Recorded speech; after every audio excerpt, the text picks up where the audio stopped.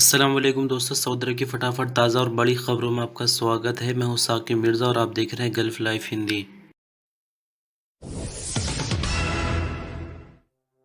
Saudi अरब के crown Prince और defence minister बीते दिन हम बात कर रहे थे कि अपने सरकारी दौरे पर यानी गल्फ देशों के सरकारी दौरे पर ओमान पहुंचे हैं और आपको ये भी बताया था कि उनका स्वागत ज़बरदस्त तरीके से किया गया है। फिलहाल तो वो ओमान में नहीं है, किसी दूसरे देश रवाना हो गए हैं, लेकिन इस न्यूज़ में हम आपको बताएंगे कि 21 तोपों की सलामी आखिर क्या होती है। आपने कभी ना कभी ज़िंदगी में सुना होगा 21 तोपों की सलामी, ये लफ्ज़ सुना होगा। तो इस न्यूज़ में देखिए, हम आपको एक वीडियो प्ले करके दिखाते हैं कि आखिर 21 तोपों की सलामी कैसे दी जाती है। क्राउन प्रिंस जैसे ही ओमान पहुंचते हैं तो उनके स्वागत में 21 तोपों की सलामी दी गई है। हालांकि ओमान का दौरा ख़त्म करके वो यूनाइटेड अरब अमीरात के लिए निकलते हुए इसी न्यूज़ में आपको दिखा देंगे। तो एक एक करके आपको दोनों वीडियो दिखाते हैं।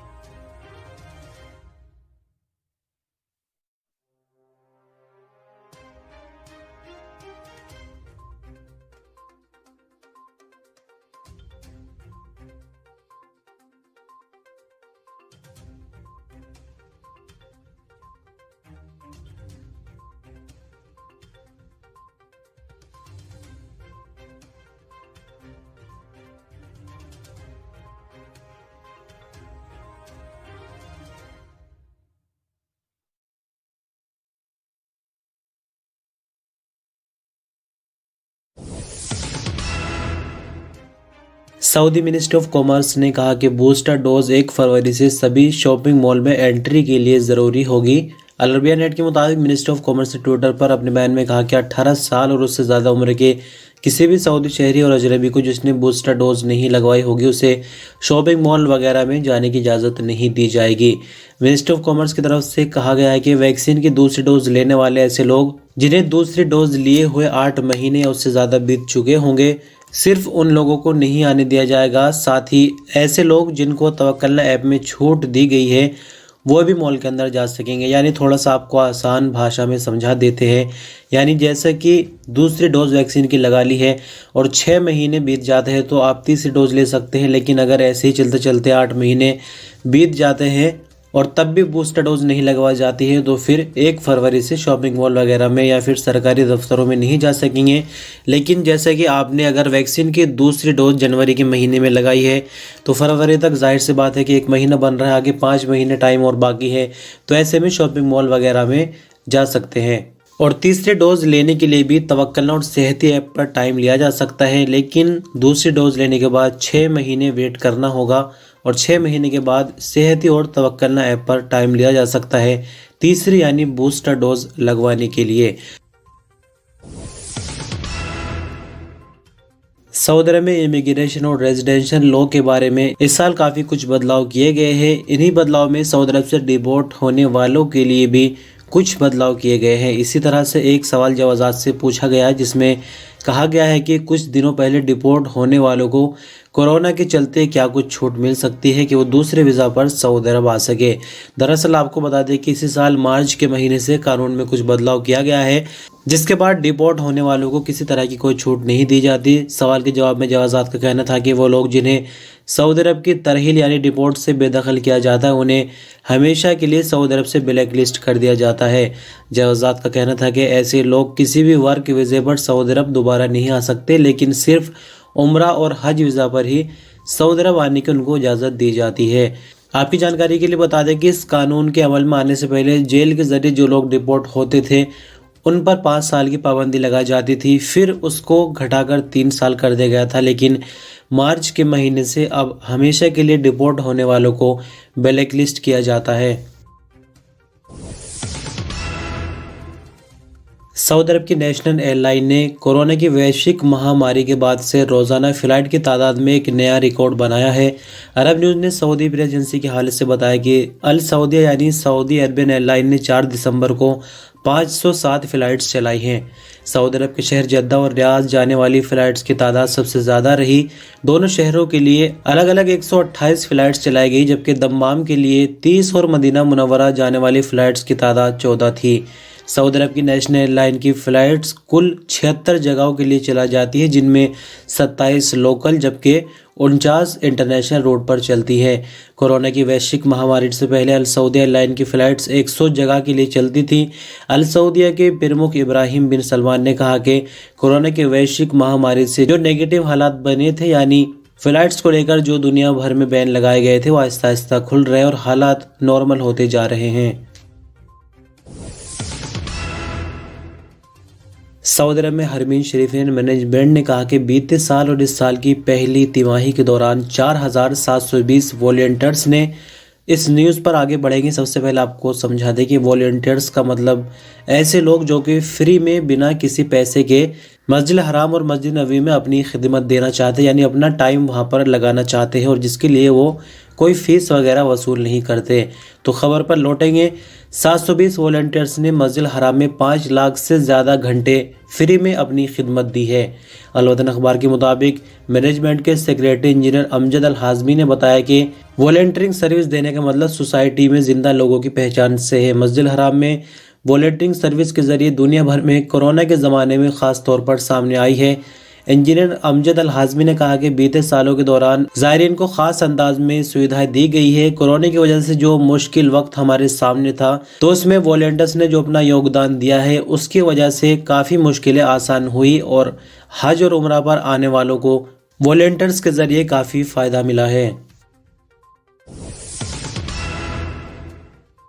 और जैसे कि आपको इस न्यूज़ बुलेटिन के शुरू में ही बताया कि सऊदी अरब के क्राउन प्रिंस और डिफेंस मिनिस्टर गल्फ़ देशों के दौरे पर निकले हुए हैं। ओमान में वो बीते दिन थे। तो आपको बता दें कि यहाँ पर और भी कई बड़े काम हुए हैं, कई तरह के कॉन्ट्रैक्ट हुए हैं, लेकिन एक बड़ा काम ये हुआ कि सऊदी अरब और ओमान को जोड़ने वाले रोबाल खाली हाईवे का उद्घाटन किया गया है। रोबाल खाली से मुराद ये है कि सऊदी अरब का जो रेगिस्तानी इलाका है, यानी जो रेतीला इलाका है, पहाड़ों की एक लंबी श्रृंखला है, उसको रोबाल खाली कहा जाता है। यानी इसको हम बड़ा और लंबा सऊदी अरब का रेगिस्तान भी बोल सकते हैं। तो इस रेगिस्तान को काटकर एक शॉर्ट रास्ता सऊदी अरब से ओमान के लिए बनाया गया है, जिसका उद्घाटन क्राउन प्रिंस ने ओमान पहुंचकर किया है। दरअसल आपको बता दें कि इस हाईवे के उद्घाटन से 800 किलोमीटर से ज़्यादा का फासला कम हो गया है। ये हाईवे अल बथा रोड चौराहे से सऊदी ओमानी सरहद पर रोबाल खाली चेक पोस्ट तक 564 किलोमीटर लंबा है। इस पर 1 अरब 907 मिलियन रियाल की लागत आई है। सऊदी अरब की सरकारी एजेंसी एसपी के मुताबिक सऊदी अरब और ओमान को जोड़ने वाला हाईवे काफी मुश्किल काम था, जिसको इंजीनियर्स की सूझबूझ से आसान बनाया गया। ये रास्ता भयंकर मौसम के हालात को चेतावनी देते हुए तैयार किया है। हाईवे के कंस्ट्रक्शन में 13 लाख से ज़्यादा घंटे लगे हैं और 750 भारी मशीनें इस्तेमाल हुई है। 150 मिलियन स्क्वायर मीटर रेत हटाई गई है और रेत से बचाव के लिए 12 मिलियन स्क्वायर मीटर की सेफ्टी दीवारें बनाई गई हैं।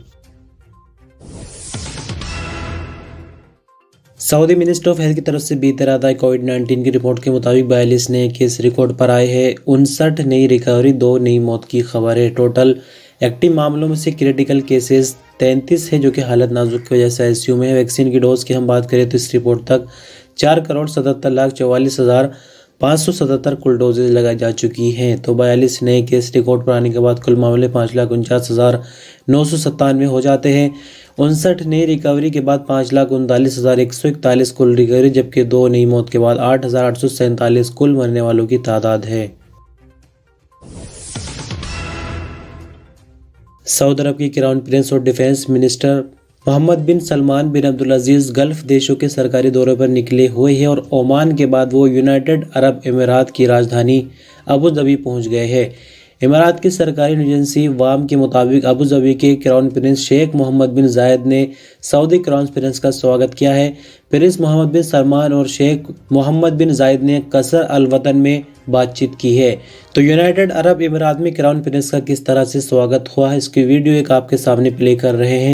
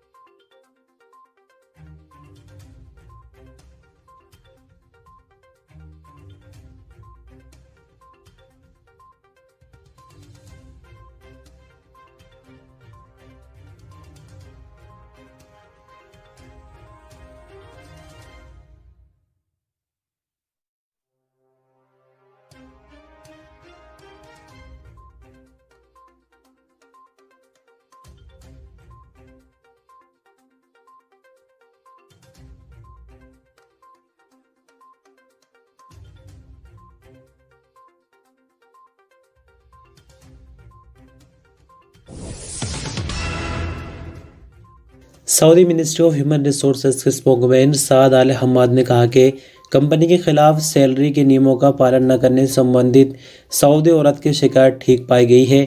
उकस अखबार के मुताबिक स्पोकमैन ने बताया कि एक सऊदी औरत का वीडियो क्लिप सोशल मीडिया पर वायरल था, जिसमें इस बात की शिकायत की जा रही थी कि मदद प्लेटफॉर्म पर शिकायत का कोई फ़ायदा नहीं हुआ और कंपनी के खिलाफ कोई नोटिस नहीं लिया गया।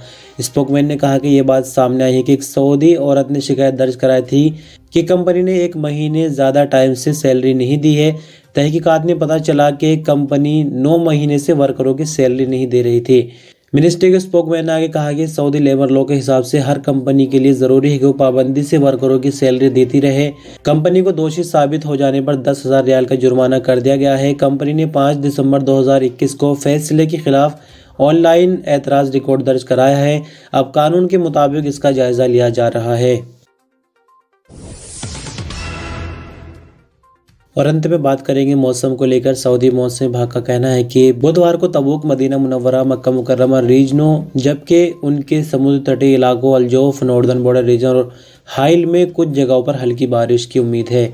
अखबार 24 के मुताबिक मौसम विभाग का कहना है कि असीर, जाजान और बाहा के ऊपरी इलाकों पर बुध और जुमरात को गरज चमक के साथ बारिश की उम्मीद है।